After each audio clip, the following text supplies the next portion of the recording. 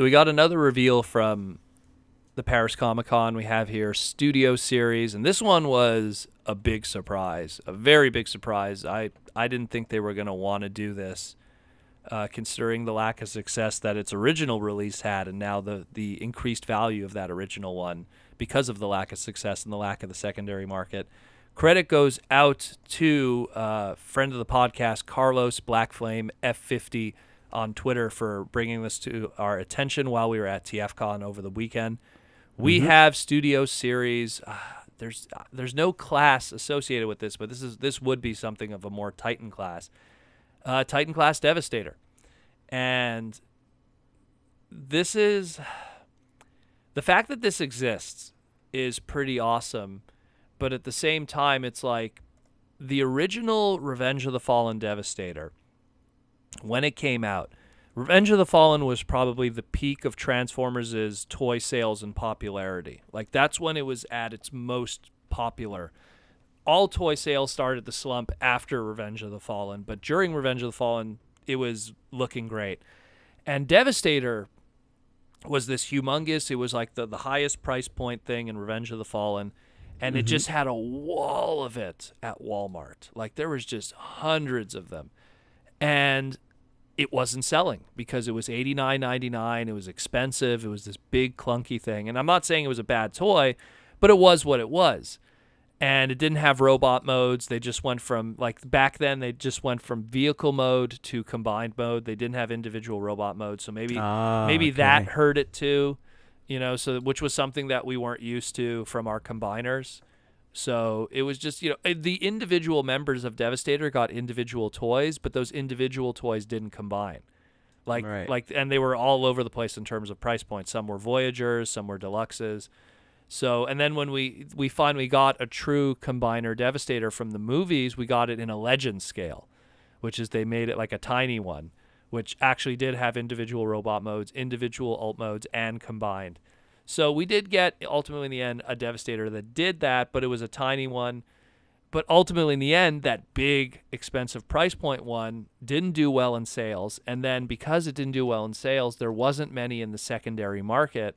And as a result of that, that Devastator increased heavily in value in the secondary market because not a lot of people had it.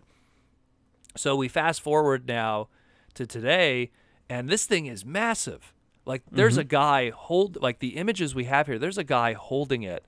And I'm like, this is like way too big. Like, like it's just, this is something that, in all honesty, it's definitely like as big as, if not bigger than, the original Revenge of the Fallen release.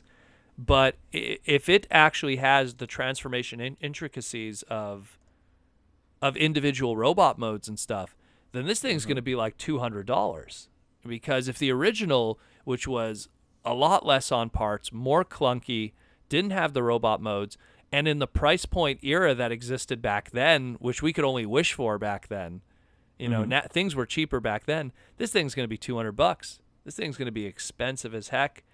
It isn't confirmed how many characters there are, because that's another thing too, is there, you know, the original movie Devastator kind of had this confliction of, oh, like he has, you know, 7 members, he has 8 members, he has 6 members. Like there's different versions having different explanations of how many he had. Like one was like it had Scrapper, Rampage, Mixmaster, Demolishor, which was also Scavenger, Long Haul, Overload, Scrap Metal, and, you know, so there's all these different, you know, combinations of characters. From what it seems like, and I overlooked the image a lot to try to like piece together who might be, you know, attached to this. It looks like Rampage, Scrapper, Scrap Metal, Hightower, Mixmaster, and Long Haul are on there. I don't know if Scavenger or Overload are on there because, again, this is basing on the Micromaster.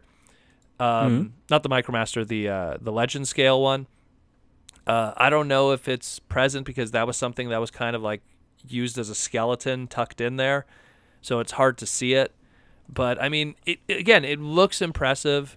Are they just bringing back the old toy, or are they actually re-engineering it so it's a little bit better at least? This is definitely not the old toy, just looking at Mixmaster's face, which makes Devastator's face. Like, just that on its merit alone. I have the original toy. Again, I didn't buy the original toy on its original release because when I saw that wall of them at Walmart, I was just like, oh, this guy's going on clearance one day. And he never did. They just got rid of them all because they were just like, we can't do anything with this. And then I was like, oh man, how am I going to get this Devastator? Like, it's too expensive now. And then I just encountered a guy at a con that was just like, look, I don't want it. It just takes too much space. So I got lucky. And messing with this thing, I was just like, ugh. Shout out to Pia because the guy obviously didn't have the instructions. Shout out to Pia. I went back and watched one of Pia's super old videos of reviewing Devastator to put him together. And I was just putting this thing together and I was going like, ugh, yeah, I'm so glad I didn't even spend $89 on this, let alone $200, which was his going price at the time. Obviously now it's going to cool down now that the Studio Series 1 is coming, but it's interesting. If you know, the problem with this is while he was based on an iconic Transformer character, his actual contribution to Transformers as a whole in the movie was short-lived. Yeah, it was very minimal. Got killed by a railgun by the humans, which was so anticlimactic. You know, it's like you didn't got killed by some. So you had this the whole time. You didn't use it before. I love how they could shoot from across the planet and take him out, but they didn't do that with every other Decepticon that's ever been. Exactly. I was like, where did this thing come from? Oh, I'm underneath enemy balls. There's Sentinel Prime. He's standing on a building in the middle of Chicago, you know, about to transport all of Cybertron and absolutely destroy the atmosphere. He's not moving. That railgun would be pretty useful right about now to take him out. You know, I mean, you were able to hit Devastator on a pyramid. This guy's on top of a skyscraper in Chicago. Pretty sure you could figure out something.